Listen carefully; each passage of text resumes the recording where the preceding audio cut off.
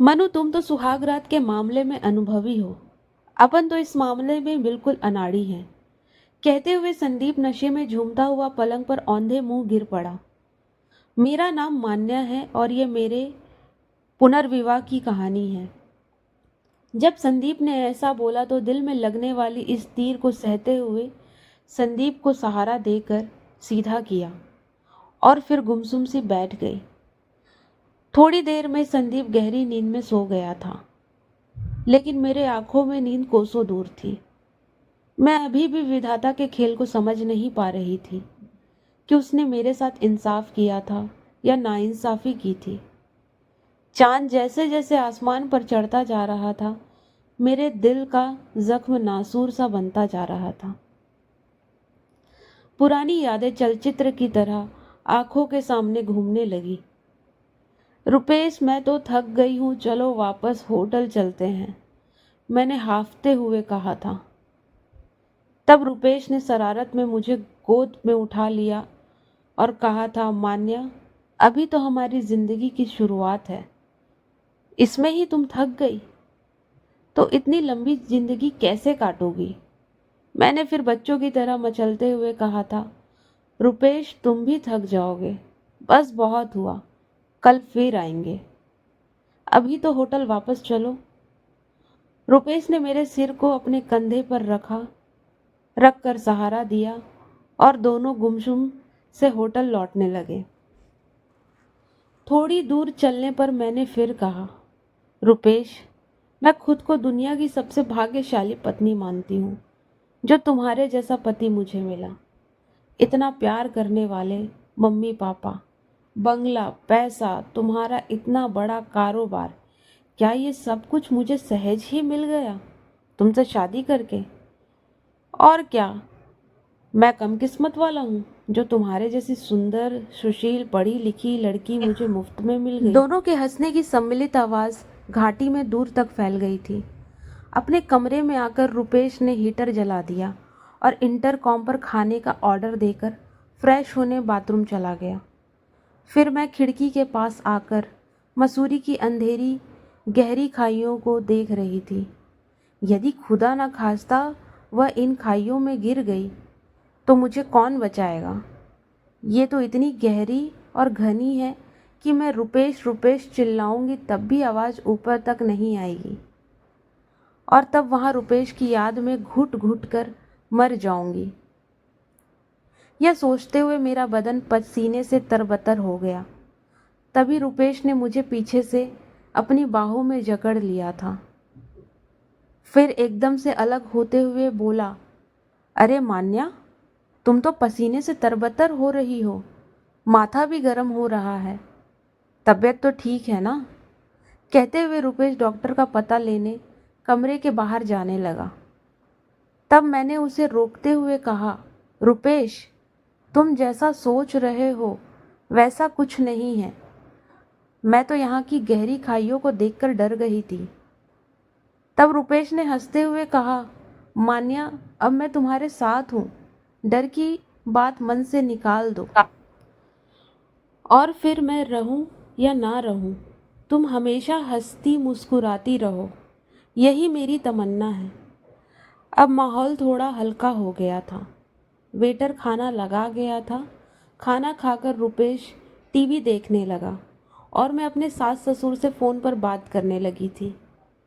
Honeymoon के 15 दिन कैसे गुजर गए मालूम ही नहीं हुआ। हम दोनों वापस दिल्ली आ गए थे और रुपेश फिर अपने कारोबार में लग गया।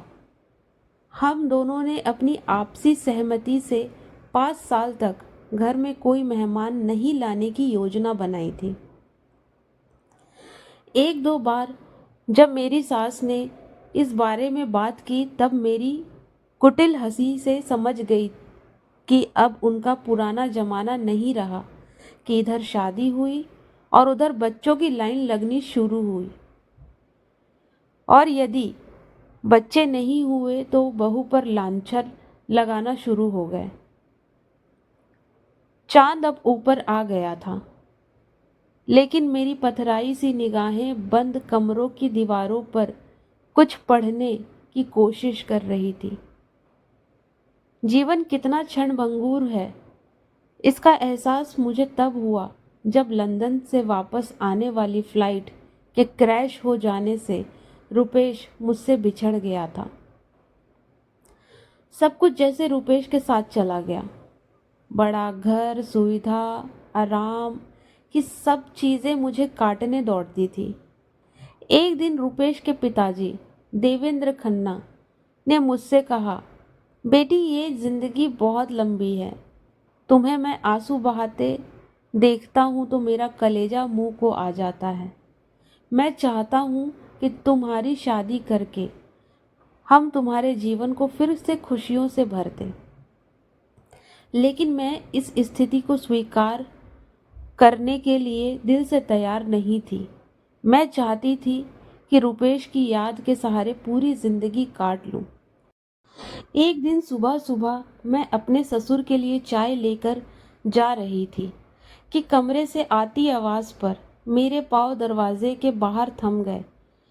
कंपनी के वकील कह रहे थे, खन्ना साहब, कानूनी तौर पर आपकी बहू इस कारोबार और संपत्ति की हकदार है।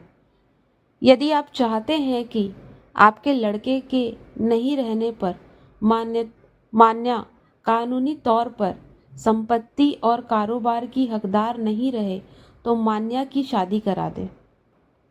इस पर खन्ना साहब बोले, वकील साहब, मैं भी यही चाहता हूँ कि मान्या की शादी करा दूँ।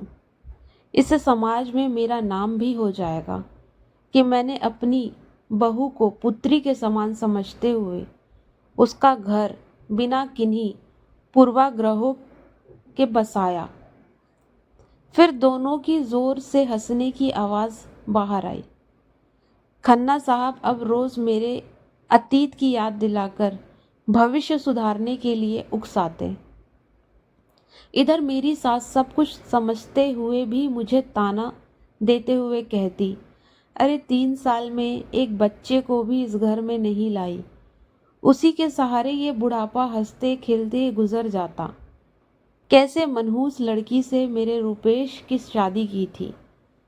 रुपेश के जाने के साथ ही रुपेश के माता पिता का व्यवहार मेरे प्रति बेगाना सा हो गया था। और फिर कंपनी के वकील के साथ खन्ना साहब की बात में मैं डर गई थी। एक दिन अपने मायके जाकर वहीं रहने का अनुरोध अपने सास ससुर से किया, लेकिन वह इसके लिए तैयार नहीं हुए। आखिर सब तरफ से हार कर मैंने खन्ना साहब को अपनी दूसरी शादी की सहमति दे दी और एक साथ समारोह में मेरी शादी संदीप के साथ हो गई। सुबह की लाली आसमान पर छाने लगी थी। मेरी पूरी रात जागते हुए बीती। संदीप ने करवट बदलते हुए फिर कहा, मन्नू, तुमने तो पूरी रात ही बेकार कर दी। अरे थोड़ी देर के लिए मुझे रुपेश ही समझ लेती। मैं आपके लिए चाय लेकर आती हूँ, ये कहते हुए मैं कमरे से बाहर निकल गई। मैंने अभी किचन में जाकर चाय के लिए पानी गैस में चढ़ाया ही था कि मुझे संदीप की माँ की आवाज़ सुनाई दी, अरे उस घर भले तू कुछ भी करती हो, उससे मुझे मतलब नहीं, लेकिन इस घर में तुझे नहा धोकर ही किचन में आना होगा। बिना किसी प्रतिवाद के मैंने उनकी बात मान ली थी। संदीप तैयार होकर ऑफिस चला गया। दोपहर को उसकी कुछ सहेलियां मिलने आईं। उनमें से तुली ने मुझसे कहा, मान्या, कुछ भी कह, तू है किस्मत वाली। पहले रुपेश था, अब संदीप। सच में हम तो एक से ही बंधे हैं।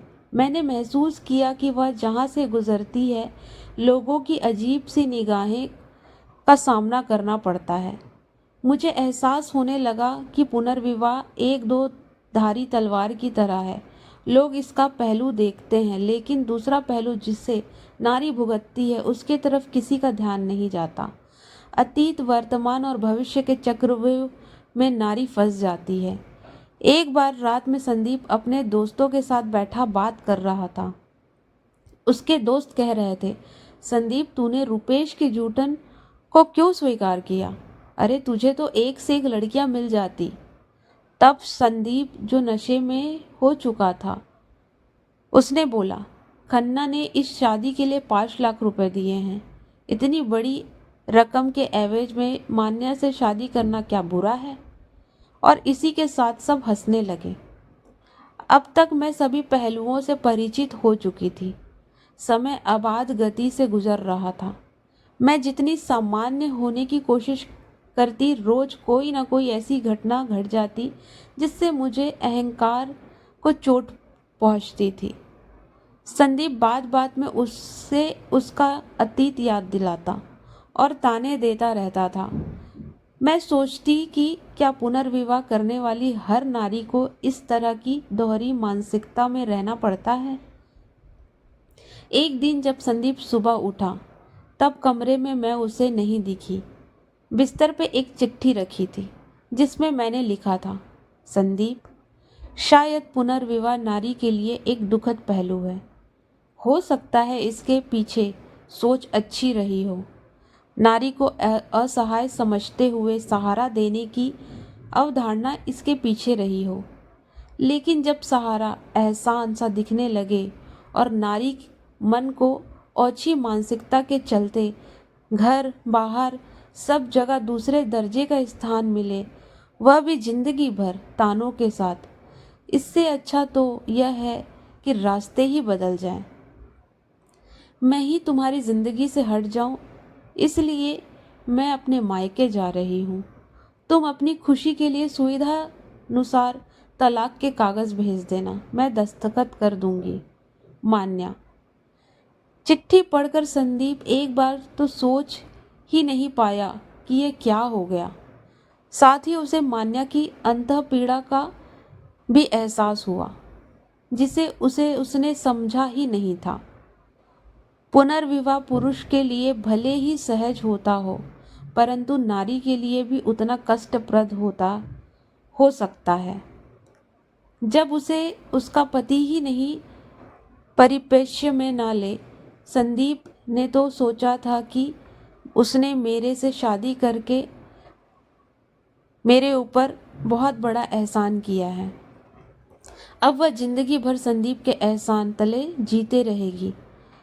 लेकिन मैंने जल्द ही वास्तविकता से उसे परिचित करा दिया था। संदीप संतान की आग में जल रहा था। अगले ही दिन वह मेरे मायके आ गया। उसे लगा मैंने ये सब बातें घर में बता दी होगी, जिससे उसे मेरे माता पिता और मेरे कोप का भाजन बनना पड़ेगा।